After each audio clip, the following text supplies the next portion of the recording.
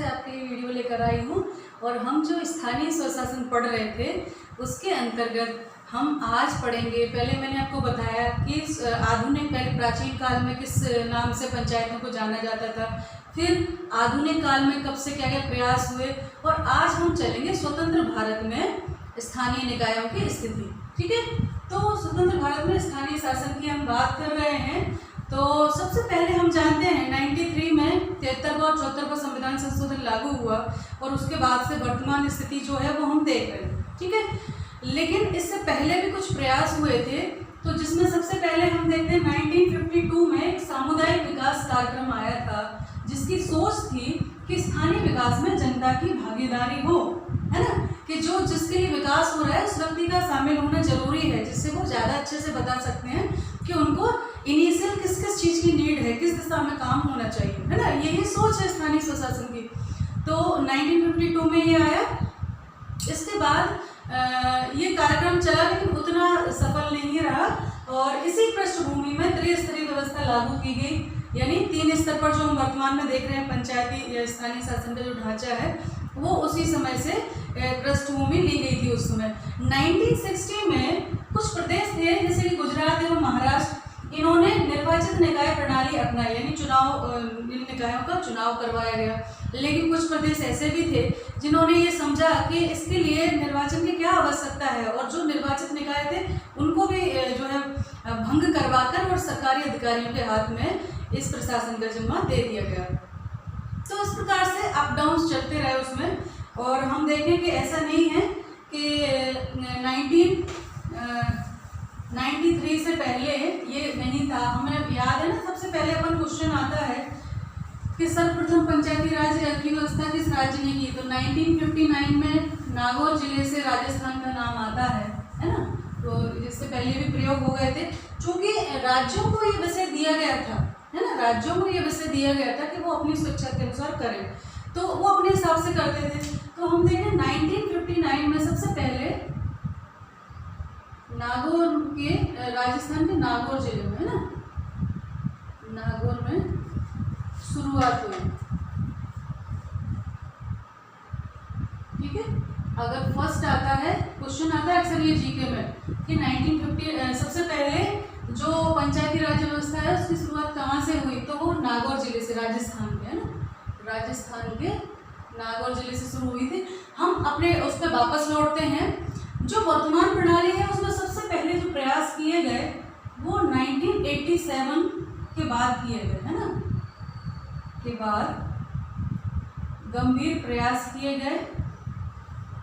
ठीक है, गंभीर प्रयास किए गए और इसी क्रम में 1989 में एक पीके थुंगन समिति आई थी, पीके थुंगन समिति, है ना, समिति। और इस समिति ने सिफारिश की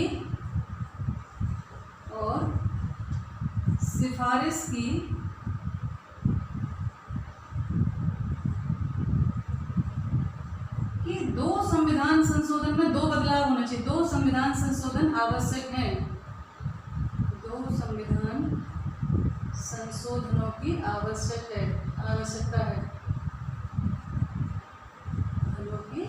आवश्यकता है। ठीक है, और इसी क्रम में 1992 में 73वां, है ना, और 74वां संविधान संशोधन हुआ,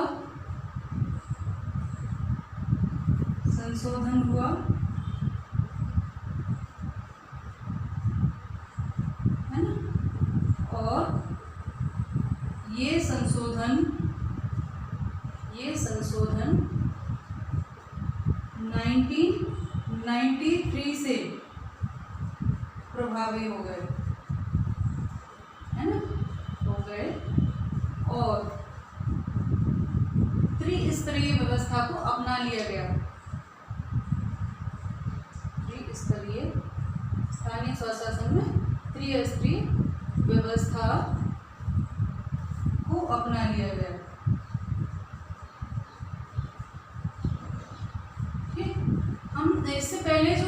व्यवस्था थी पंचायतों की वो राज्यों का विषय था।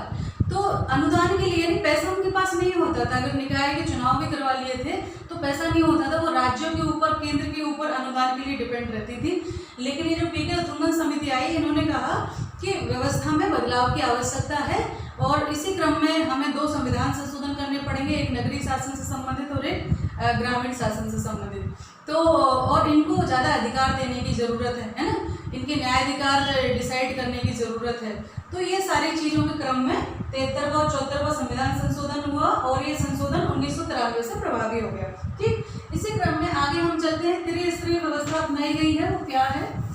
तो हम चाहे ग्राम पंचायतों की बात करें या हम नगरीय निकायों की बात करें, दोनों में ही त्रिस्तरीय व्यवस्था है। ठीक है, और वो कैसे है देखो, हम सबसे पहले त्रिस्तरीय व्यवस्था की बात करें। त्रिस्तरीय व्यवस्था तो वो कैसे है? ये सबसे नीचे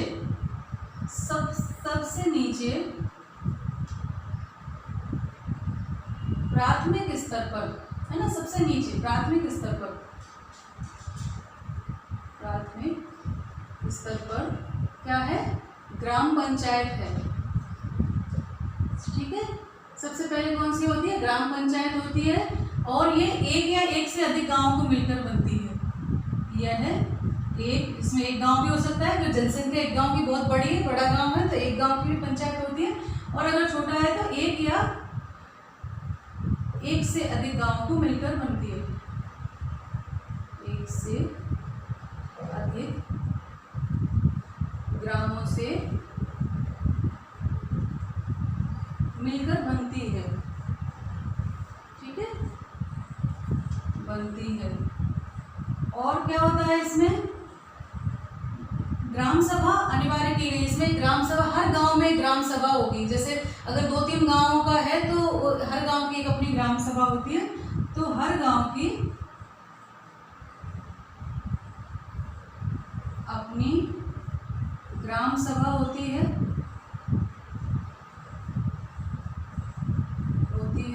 ठीक है, और हर वयस्क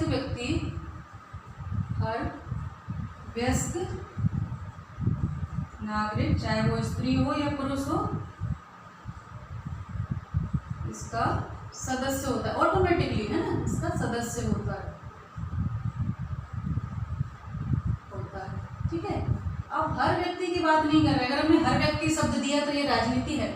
कोई बाहर से आया व्यक्ति अगर वहाँ बस जाता है तो वो नहीं, जो मतदाता होता है, जो वहाँ का वोटर होता है, वो उस हर वयस्क वोटर उस गांव का, उस ग्राम सभा का सदस्य होता है। ठीक है, और उनकी एक नियमित रूप से बैठकें भी होती हैं।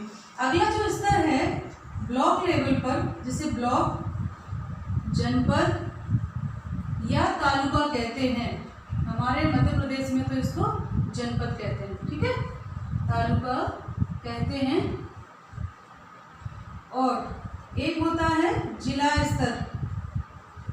जिला स्तर पर इसे जिला पंचायत कहते हैं। जिला पंचायत कहते हैं। तो ये 3 स्तर होते हैं। ठीक है, जिनका अपना हर 5 वर्ष में चुनाव होते हैं। ठीक है, और इनके कार्य जो है निर्धारित किए गए कि भाई ये कार्य इनके अनिवार्य कार्य हैं, ये ऐच्छिक कार्य हैं। और एक चीज़ और यहाँ पर ध्यान में रखनी होगी कि यदि कोई प्रदेश छोटा है ना, छोटा प्रदेश है, तो वहाँ पर ये ब्लॉक नहीं होते हैं, वहाँ पर सीधा ग्राम पंचायत और जिला पंचायत होती है, क्योंकि छोटी जगह पर फिर इन 3 व्यवस्थाओं की आवश्यकता नहीं होती है।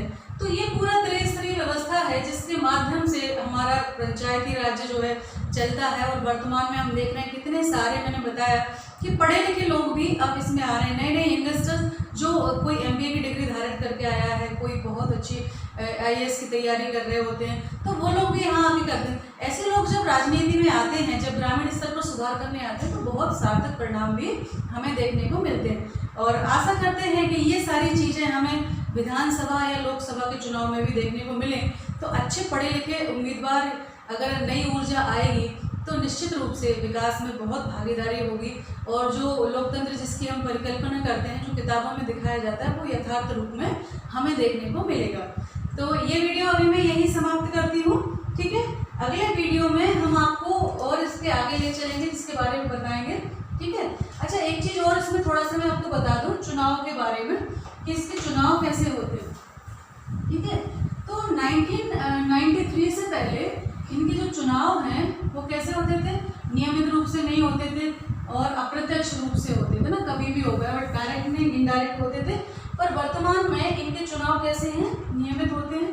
तो हम चुनाव की बात करें, ठीक है, चुनाव की, तो नियमित रूप से नियमित अंतराल पर प्रत्यक्ष रूप से होते हैं, ठीक है। प्रत्यक्ष रूप से, चाहे पंच का चुनाव हो या सरपंच का हो, नियमित रूप से प्रत्यक्ष रूप से होते हैं, है ना। डायरेक्ट ही चुनते हैं ना जनता। एक तो वार्ड के सरपंच को हम वोट देते हैं और एक किसको देते हैं, जो सरपंच खड़ा होता है। तो दो तरह की वोटिंग होती है, ठीक है, उसी समय एक ही दिन। तो ये अंतराल पर प्रत्यक्ष रूप से होते हैं, जबकि इससे पहले अनियमित होते थे और अप्रत्यक्ष होते थे, ठीक है। यदि कोई पंचायत समय से पूर्व भंग हो जाती है, मृत्यु होने पर या किसी अन्य कारण से, ठीक है, समय से पूर्व भंग हो जाती है,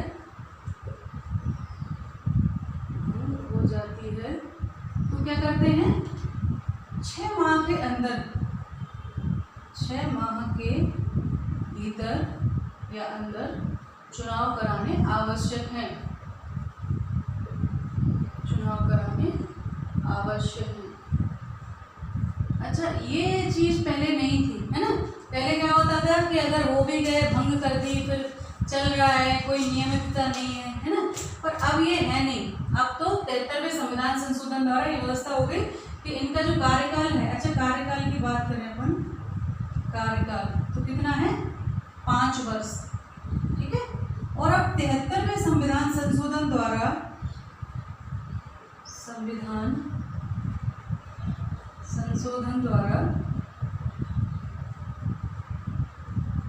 पूरे देश में एक जैसी व्यवस्था है ना, पूरे देश में समान व्यवस्था